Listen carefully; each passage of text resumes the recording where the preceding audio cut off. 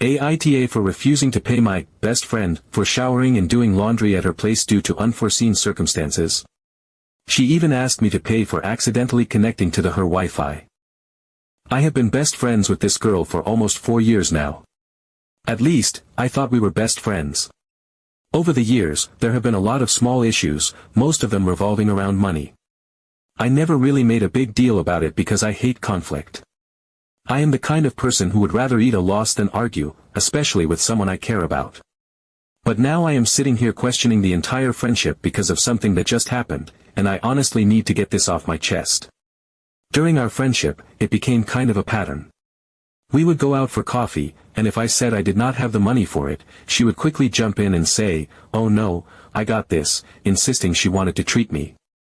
Other times she would suggest we grab breakfast somewhere, and if I hesitated because I was broke that week, she would immediately offer to pay. I always appreciated it, and I never asked or expected her to do it. It always seemed like something she genuinely wanted to do. It would also happen when we went out with her boyfriend. Sometimes he would insist on covering the bill for everyone. For example, we would all go out to dinner, and he would say he would pay for everyone's meals. Then my fiancée, not wanting to feel like we were taking advantage, would step in and say no, let us pay for our own meals. Then her boyfriend would push back and say, no, he insisted. So at the end of the night, it would seem like everything was good. But then, like clockwork, the next day I would get a text from my friend. The kind of text that makes your stomach drop. She would send a detailed message about how much we owed them for our portion. Even though they had insisted on paying the night before, even though it seemed like a gift in the moment, it always came back to money. And every time it happened, I swallowed my pride, pulled out my wallet, and paid without saying anything. I avoided conflict at all costs because the friendship mattered to me. Meanwhile, on our side, whenever we bought them things, whether it was a meal, coffee, or even hosting them at our home, we never once asked for money in return. Not once. We just thought that is what friends do. You help each other out without keeping score. Fast forward to about a month ago. There was an issue at their place. They had no water for several days, and they were desperate. They reached out and asked if they could come over to shower. Of course, we said yes. No hesitation. We even had to switch on our geyser, which had been off because we were trying to save electricity and money. But we did not say a word about the cost. We just wanted to help our friends in a difficult time. They came over, showered, used our bathroom, our towels, our hot water, and then left. No drama, no money talk, no expectations. That is how I thought real friendship worked. Now, here is where it gets really painful. Recently, we have been going through a rough patch ourselves. We have been without electricity for over a week. It has been extremely stressful and difficult, especially because we do not have many people we can lean on around here. So I reached out to my best friend, the same one we had helped not so long ago, and asked if we could come over just to do a load of laundry and take a shower. She said it was fine. We went over, did our laundry, took a quick shower, thanked them profusely, and left. Later, when we asked if we could come by again to do another load and shower, her response was like a punch in the gut. She told me, word for word, that we could, but we would have to pay them at the end of the month for the utilities we were using. I was stunned. It was not a joke. She was completely serious. I could not believe it. After everything we had done for them, without ever asking for a cent, she was now treating us like we were burdening them for basic human kindness. It made me realize that in her mind, every favor came with a price tag. Nothing was ever freely given. At that point, I decided we were not going to go back. I was not about to get handed some ridiculous bill at the end of the month for one shower and a load of laundry. I felt completely betrayed. We have gone without clean clothes. We have gone without a proper shower. All because I cannot bring myself to look at someone who calls me her best friend and see just a ledger of transactions instead of real love and care. And the thing that cuts the deepest is that I know, without hesitation, if the roles were reversed, we would have helped them again. And again. And again. No questions asked. No expectation of payment. Just because that is what you do for the people you care about. I keep running through it all in my head. Every little moment where I thought we were being friends, and now I realize maybe I was just a convenience. Someone to split costs with. Someone to keep tabs on. I feel stupid for not seeing it sooner. For always paying back those offers that were never genuine gifts. Now I am sitting here wondering if I am the bad person for refusing to pay them. For refusing to play into this weird transactional version of friendship she seems to think is normal. Part of me wonders if I should have just sucked it up again, paid whatever bill she thought we owed, and kept the peace. But a bigger part of me is done pretending that this is okay. Am I the asshole? Update 1. I thought that would be the end of it. I thought after the whole shower and laundry situation that things would quietly fizzle out. I accepted that some friendships are not what you thought they were, and even though it hurt, I was ready to move on. I told myself that not every loss is a loss, and that some people reveal their true colors when life gets uncomfortable. A few weeks went by. No contact. No apologies. No attempts to talk things out. Just radio silence. And honestly, that was fine with me. I was tired of feeling like a transaction instead of a friend. I was tired of keeping score in a relationship that was supposed to be about care and trust. One Saturday morning, I decided to visit the local farmers market. It is a cute little spot in town where local vendors sell fresh produce, homemade crafts, and sometimes you just go there to feel human again. It was a nice day, sunny and warm, and I thought it would be good for my mental health to get out of the house for a bit. As luck would have it, when I arrived and parked on the street near the market, I noticed her car immediately. She was there too. I froze for a second, debating whether to just turn around and find another place to park, but before I could even make a decision, she spotted me and quickly waved me over. She seemed cheerful, completely normal, like none of the weirdness from the past month had happened at all. She called out that there was always space next to her house, just down the block, and said I could park there if I wanted because it was closer and safer. It sounded like a nice gesture, an olive branch, and in that moment, I told myself that maybe I had been too harsh. Maybe they were just going through a tough time when all of that had happened. Maybe this was her way of trying to mend the gap without actually having to say it out loud. So I thanked her, drove a little further down, and parked near her house. It was a quiet spot, safe, and I figured it was no big deal. I locked up my car and walked back toward the market. We ended up strolling through the stalls together. We laughed at the ridiculous sizes of some of the vegetables, sampled some homemade jams, and for a little while, it felt easy again. It felt like the friendship I thought we had. I lowered my guard. I smiled without forcing it. I started to believe that maybe people really can come back from bad moments. We parted ways with a casual wave and a promise to catch up again soon. I went home that day feeling lighter. Hopeful. Nostalgic, even, for the years when things were simple between us. Then the next morning came. I woke up to another message from her. Another one of those messages that I had come to dread. I opened it, expecting something like a funny meme or maybe a link to a cute farmer's market event. But no. It was a bill. An actual itemized message telling me that since I had used her private parking space, I now owed her $5. $5 for leaving my car there for 2 hours. She even justified it by saying that it was private property, and with utility bills and property taxes going up, it was only fair that people contributed if they used her resources. I sat there staring at my phone, the anger slowly creeping up my spine. $5.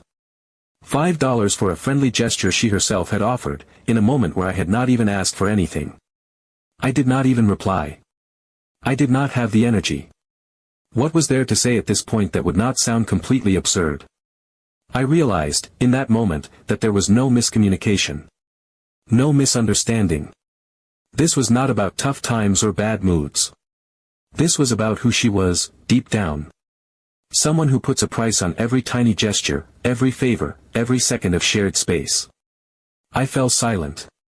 I did not respond, did not acknowledge the message, did not argue. What was the point? There was nothing left to salvage here. This was not a friendship built on mutual respect, kindness, or generosity. This was a constant accounting of debts and favors, a never-ending balance sheet where every interaction came with a hidden cost. This is no longer a friendship, this is some kind of parody of it. Update 2. After the absurd parking space bill, I knew I needed to distance myself from her. There was no other way. I did not announce it.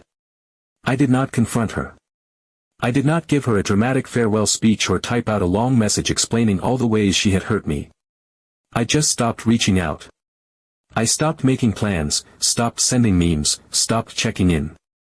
I let the silence grow between us, like a thick, heavy fog rolling in, slowly erasing what once had been a clear, open road of friendship. I thought, if I just stayed out of her orbit, if I politely, quietly kept my distance, it would all fade away naturally. No explosions, no arguments, just a slow, merciful drifting apart. I wanted peace, not another exhausting situation where every smile hit a price tag. But life in a small town does not let you disappear so easily. There are only so many cafes where you can sit and pretend to be invisible. Only so many little shops and markets you can walk through without bumping into someone you would rather forget. Everyone's lives brush up against each other like branches tangled in the same too small garden. No matter how much I tried to steer clear, some collisions were unavoidable. A couple of weeks later, my fiancée and I decided to grab a quick coffee at one of the small local cafes we used to love. It was not a big, orchestrated outing. It was one of those casual, unplanned moments where the air feels too heavy inside the house and you just need to be somewhere else, somewhere that smells like fresh coffee beans and homemade pastries, somewhere you can pretend that things are simple again. We wanted to breathe, to laugh about silly things, to remind ourselves that life was bigger than the disappointment of losing people you once called friends. We chose a table by the window, tucked into the corner, ordered our drinks, and for a little while, it felt almost normal. We talked about nothing important, shared quiet jokes, stared out at the sleepy street lined with cars and bicycles and overflowing flower pots. I let myself relax, let my shoulders drop, let my mind wander to lighter places. That was when I saw them. Her and her boyfriend, sitting at a table just across the room, so close I could hear the clink of their cutlery. I felt a jolt in my chest, a tightening that immediately made me sit a little straighter, a little stiffer. It was too late to get up and leave without making a scene. Too late to pretend I had not seen them. So I stayed seated, my hands wrapped tightly around my coffee cup, forcing myself to keep my gaze steady, my conversation flowing. We did not acknowledge each other. No waves, no awkward smiles of recognition, no nods across the room. Just silence. It was a strange kind of tension, not loud or aggressive, but a heavy, invisible wall standing between our two tables. Two former friends, sitting just feet apart, pretending we had nothing to say, pretending that we had never shared late-night talks, laughter, inside jokes, favors freely given. It was like watching a bridge rot away until all that remained were two lonely ends dangling above an uncrossable river. After about an hour, we finished our coffee. We lingered a little longer, reluctant to leave the warm smell of roasted beans and freshly baked scones, but eventually, we stood up, smiled at the barista, and headed home. I told myself it was fine. That was just how it would be now. We would cross paths, we would not speak, and life would go on. I even dared to feel a tiny flicker of hope that maybe, just maybe, I could truly detach myself from her drama, even if fate and geography occasionally threw us into the same room. We got home, curled up on the couch, picked a random movie, and let the day roll on, simple and unremarkable. For the first time in a long time, I felt like I could breathe again. Then the next morning, my phone buzzed. I knew it before I even looked. I felt it like a cold hand gripping my heart. The inevitable message had arrived. She wrote to tell me that my fiancé had forgotten his jacket at the cafe. She explained that they had spotted it after we left, and they had picked it up so it would not get lost. She said I could come by and pick it up. It sounded normal, innocent, even helpful. It was the kind of thing you expect friends, or even just decent acquaintances, to do without a second thought. I hesitated. Part of me wanted to reply with a simple thank you and ask her to leave it at the cafe for me to pick up later.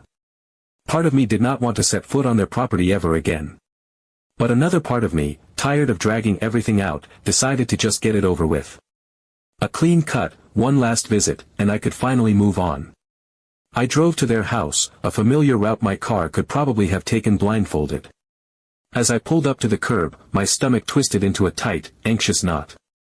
The house looked the same, the garden still half wild, the same crooked mailbox, the same sun-faded welcome mat. It was like nothing had changed on the outside, even though everything inside me had shifted beyond recognition. She opened the door with a smile that was just a little too bright, holding the jacket in her hand like a prize. I stepped forward, took the jacket, feeling the rough fabric under my fingers, feeling the weight of everything that had passed between us settle heavily on my shoulders. And then, almost as if she could not resist slipping in one last sting, she said it.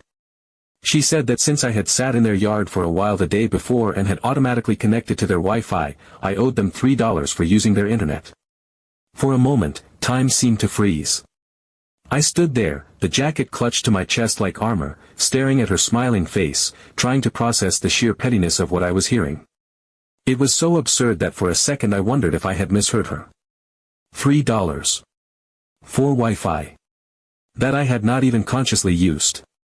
It must have been an old connection, from months ago, when we were still friends and sharing a password had been a symbol of trust, not a secret invoice.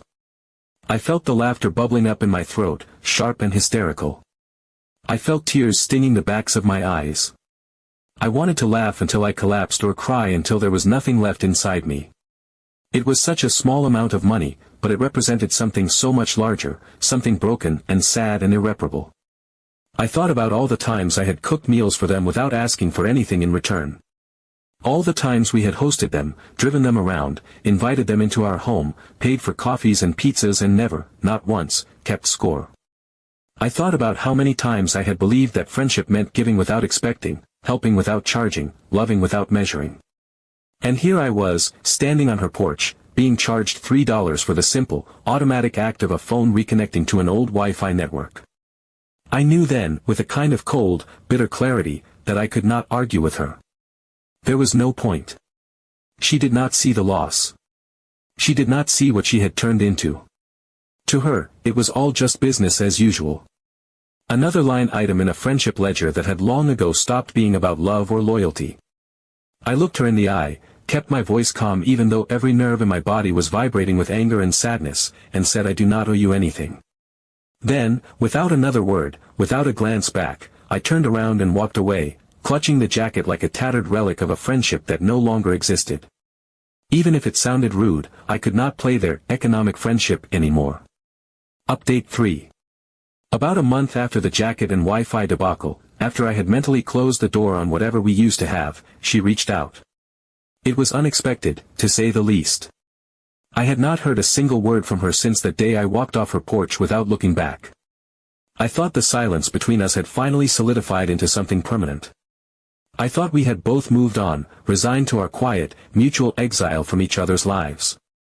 But one morning, I woke up to a long text from her. Not one of those clipped, exhausting payment demands, but an actual message written with emotion and weight. She said she had been thinking about everything that had happened, that she felt like we had drifted apart, and that it was making her incredibly sad. She said she wanted to put things in their place, her words carefully chosen, like she was trying to create a bridge without knowing if I would meet her halfway. I stared at the message for a long time. My first instinct was to ignore it. To protect myself. To avoid reopening wounds that had barely started to heal. But something about the tone of her message was different this time. Less defensive. Less transactional. It sounded real. Vulnerable, even.